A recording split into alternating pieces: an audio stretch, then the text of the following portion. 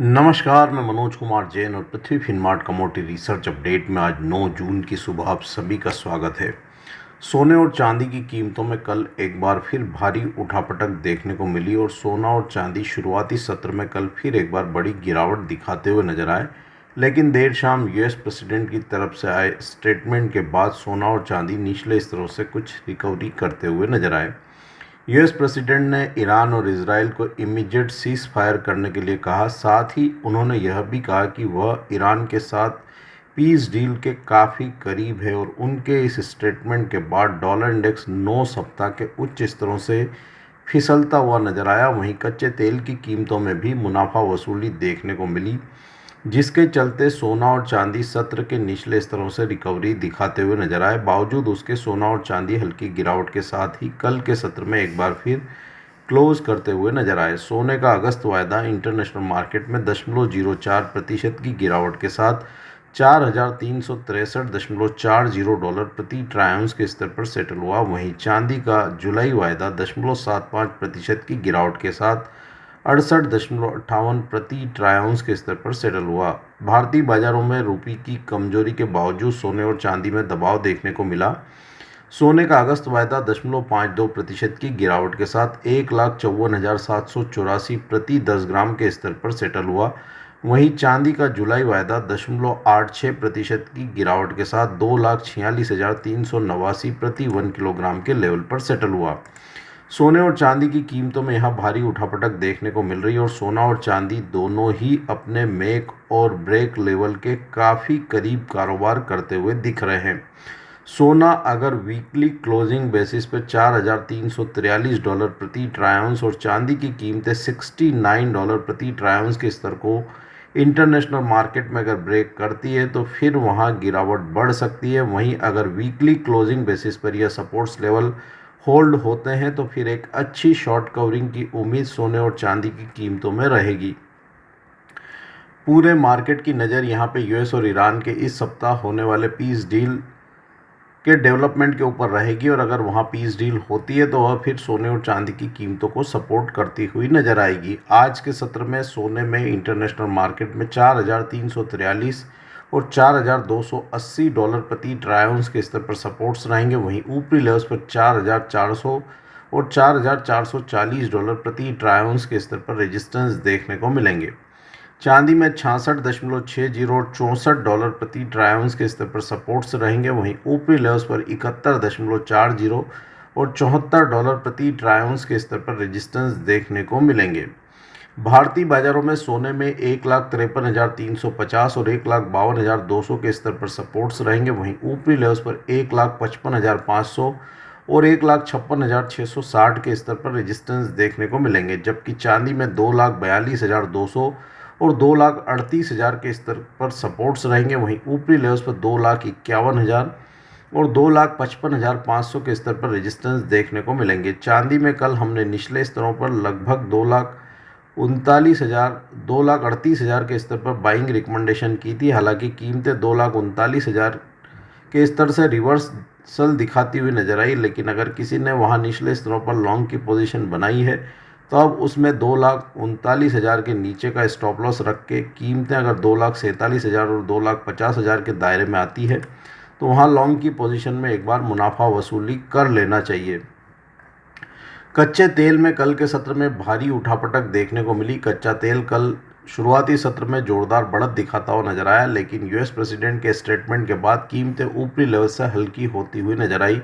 बावजूद उसके WTI 91 dollar प्रति बैरल और ब्रेंट की कीमतें 94 डॉलर प्रति बैरल के स्तर के ऊपर क्लोज करती हुई नजर आई।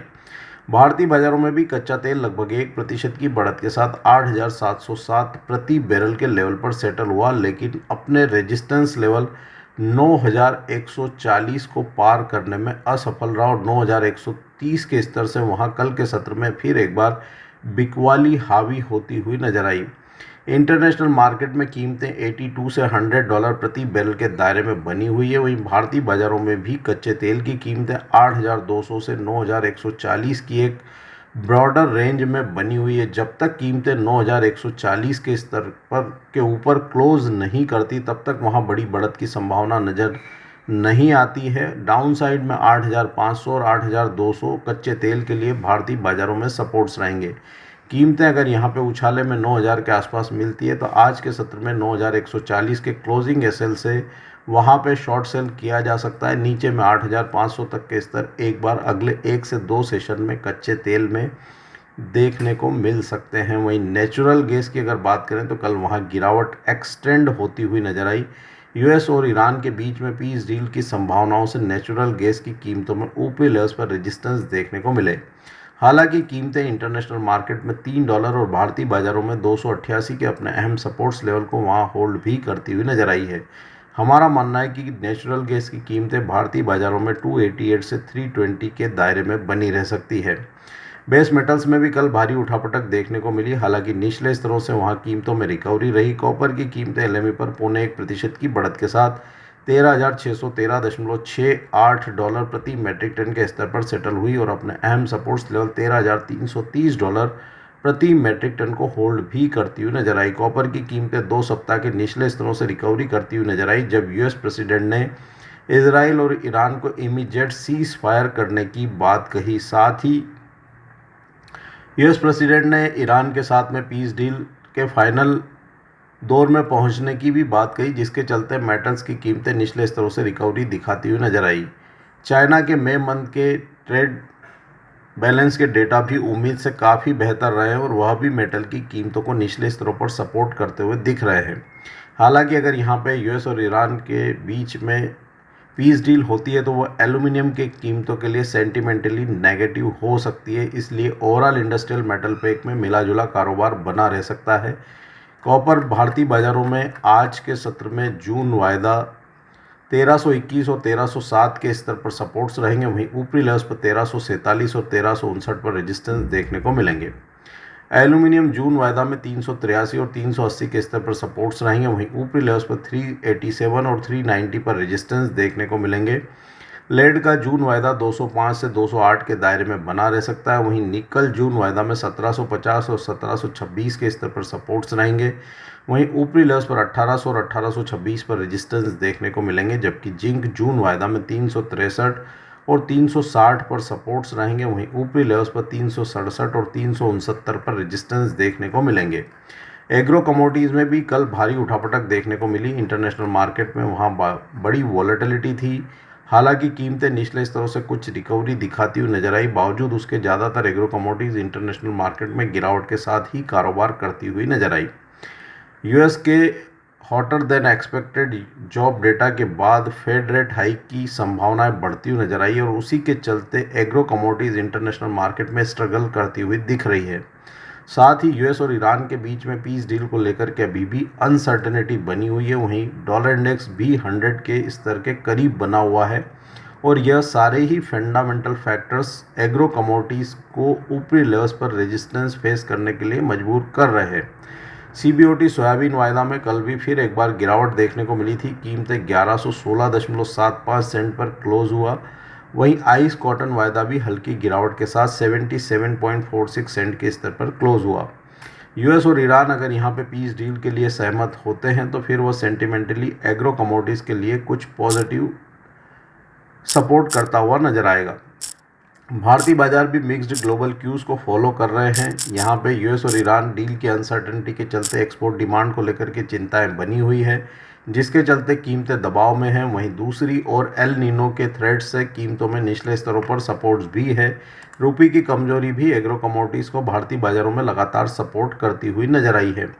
कैस्टर सीड कल एक दायरे में कारोबार करता हुआ नजर आया। हल्की गिरावट के साथ जून वायदा 6572 के स्तर पर सेटल हुआ। आज के सत्र में कैस्टर सीड जून वायदा में 6530 के स्तर पर सपोर्ट्स रहेंगे। वहीं ऊपरी लेवल्स पर 6620 पर रेजिस्टेंस देखने को मिलेंगे। कॉटन सीड ऑयल केक की कीमतों में कल भी नरमी रही। 0.1% से अधिक की गिरावट के साथ जून वायदा 3548 के स्तर पर सेटल हुआ और वहां ऊपरी लेवल्स पर लगातार रेजिस्टेंस बनते हुए नजर आए। आज के सत्र में कॉटन सीड ऑयल केक जून वायदा में 3515 और 3484 के स्तर पर सपोर्ट्स रहेंगे। वहीं ऊपरी लेवल्स पर 3580 और 3610 पर रेजिस्टेंस देखने को मिलेंगे। मसाला कॉम्प्लेक्स एक सीमित दायरे में मिला जुला कारोबार दिखाता हुआ नजर आया। धनिया जून वायदा हल्की रिकवरी के साथ 12,520 के स्तर पर सेटल हुआ। आज के सत्र में धनिया जून वायदा में 12,350 के स्तर पर सपोर्ट्स रहेंगे, वहीं ऊपरी लेवल्स पर 12,770 और 12,920 के स्तर पर रेजिस्टेंस देखने को मिलेंगे। जीरा में भी हल्की रिकवरी रही, आधा प्रतिशत की बढ़त के साथ जून वायदा 19,120 के स्तर पर सेटल हुआ।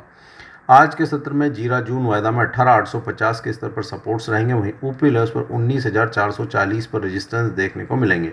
हल्दी में भी कल हल्की रिकवरी रही, जून वायदा 15,458 के स्तर पर सेटल हुआ। आज के सत्र में हल्दी जून वायदा में 15,300 और 15,150 के स्तर पर सपोर्ट्स रहेंगे, वहीं ऊपरी लेवल्स पर 15,640 और 15,850 पर रेजिस्टेंस देखने को मिलेंगे। ग्वार कॉम्प्लेक्स में कल नरमी देखने को मिली और ग्वार सीड का जून वायदा आधा प्रतिशत से अधिक की गिरावट के साथ 5,926 के स्तर पर सेटल हुआ। आज के सत्र में ग्वार सीड जून वायदा में 5,880 और 5,810 के स्तर पर सपोर्ट्स रहेंगे, वहीं ऊपरी लेवल्स पर 5,970 और 6,035 पर वहां रेजिस्टेंस देखने को मिलेंगे। ग्वार गम की कीमतों में कल ज़्यादा गिरावट देखने को मिली और कीमतें लगभग 1.5% की गिरावट के साथ 11,243 के स्तर पर सेटल हुई। आज के सत्र में ग्वार गम जून वायदा में 11,000 के स्तर पर सपोर्ट्स रहेंगे, वहीं ऊपरी लेवल्स पर 11,470 पर रेजिस्टेंस देखने को मिलेंगे। आज के पॉडकास्ट में दिए गए विचार हमारे व्यक्तिगत विचार हैं। कमोडिटी मार्केट में कोई भी ट्रेडिंग रणनीति बनाने के पहले अपने वित्तीय सलाहकार की सलाह अवश्य लें और अपडेट्स के लिए आप देखते कमोडिटी मार्केट में हर मिनट बदलता है मौका। खबर से पहले संकेत चाहिए, मोल तोल मुनाफे की बात। कमोडिटी ट्रेडर्स का स्मार्ट न्यूज ऐप अभी डाउनलोड करें।